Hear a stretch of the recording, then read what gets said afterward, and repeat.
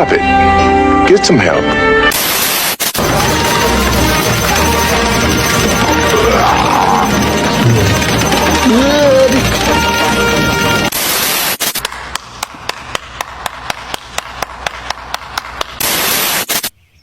Oh, okay.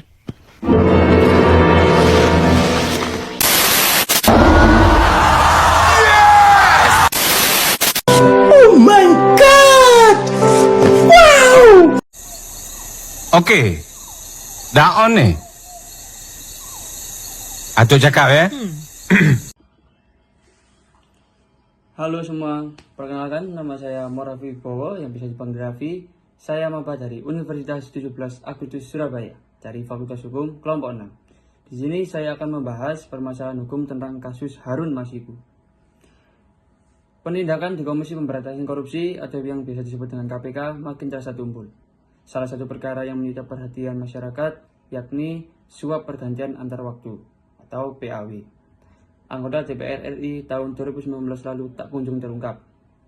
Sejauh ini, KPK baru berhasil meringkus penerima suap, mantan komisioner Komisi Pemilihan Umum, Wahyu Setiawan, dan pihak perantara Saiful Bahri dan Doni Istiqomah.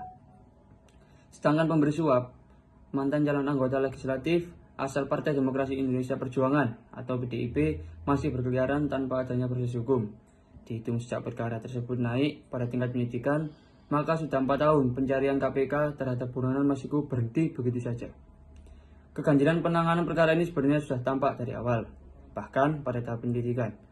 Indonesia Corruption Watch merangkum 5 keganjilan KPK dalam melakukan upaya penindakan perkara Masiku.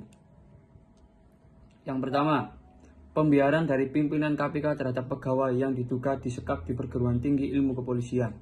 Pada tanggal 8 Januari 2020, tim KPK diketahui mencari keberadaan 2 pelaku tindak pidana korupsi dalam perkara suap PAW anggota DPR RI di perguruan tinggi ilmu kepolisian atau PTIK. Saat menjalankan tugas yang disertai dengan dokumen administrasi penindakan, beberapa orang pegawai KPK justru mendapatkan tindakan tidak menyenangkan dari oknum kepolisian di sana. Bahkan disinyalir terdapat praktik penyekapan di PTIK. Namun, alih-alih ditindak, setelah kabar ini mencuat ke tengah masyarakat, pimpinan KPK tak melakukan tindakan perlindungan dan perlawanan apapun.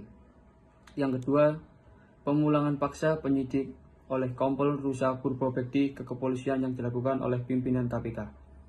Salah satu penyidik KPK yang diketahui turut terlibat dalam penanganan perkara Masiku adalah Kompol Rosa Purbo Bekti. Pasca melakukan serangkaian penindakan, ia justru dipulangkan paksa oleh pimpinan KPK ke instansi asalnya, yakni kepolisian.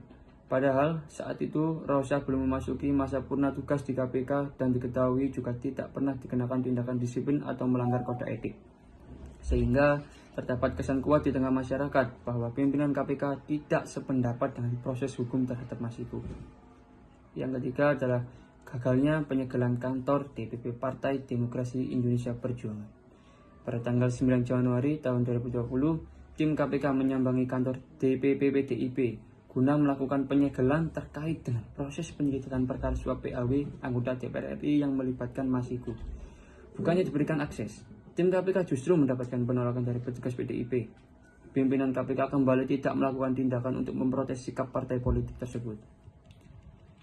Yang keempat adalah dugaan kebohongan antara pimpinan KPK dan Dewan Pengawas terkait rencana penggeledahan kantor DPP Partai Demokrasi Indonesia Perjuangan.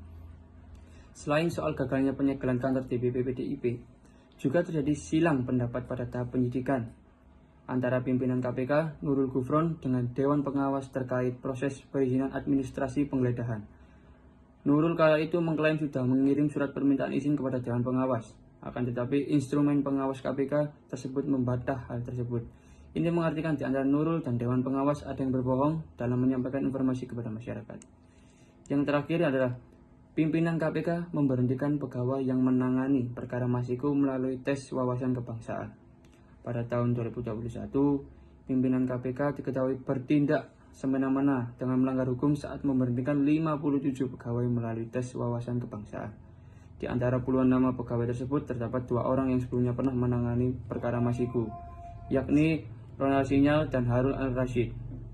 Kuat dugaan penanganan perkara Masiku turut menjadi salah satu faktor di balik pemberhentian pegawai-pegawai KPK.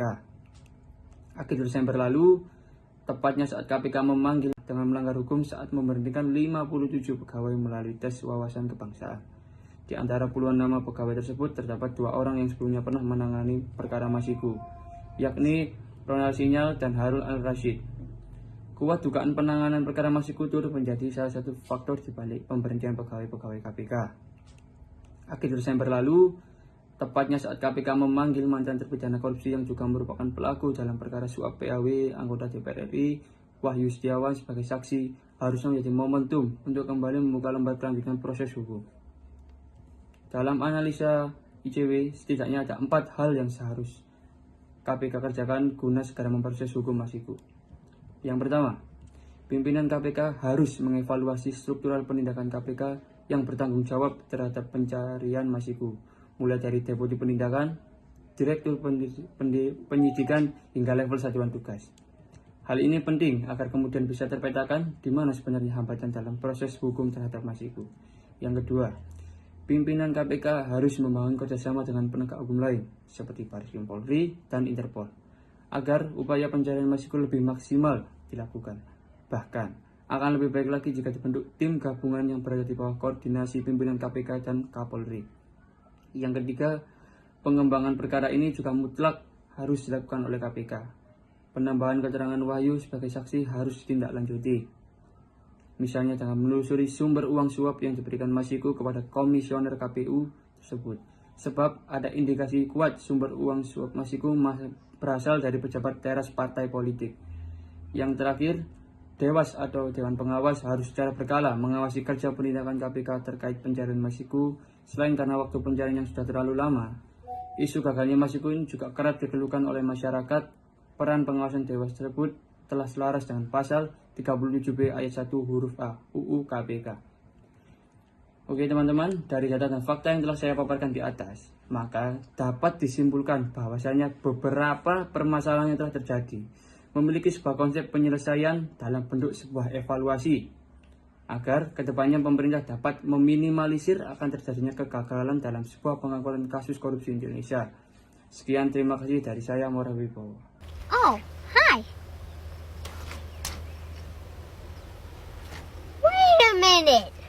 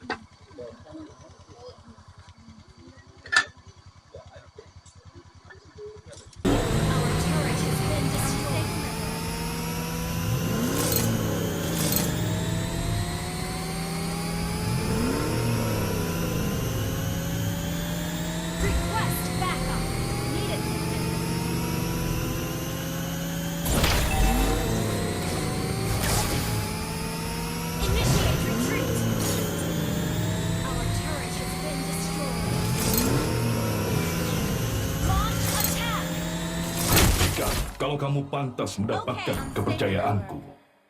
一緒に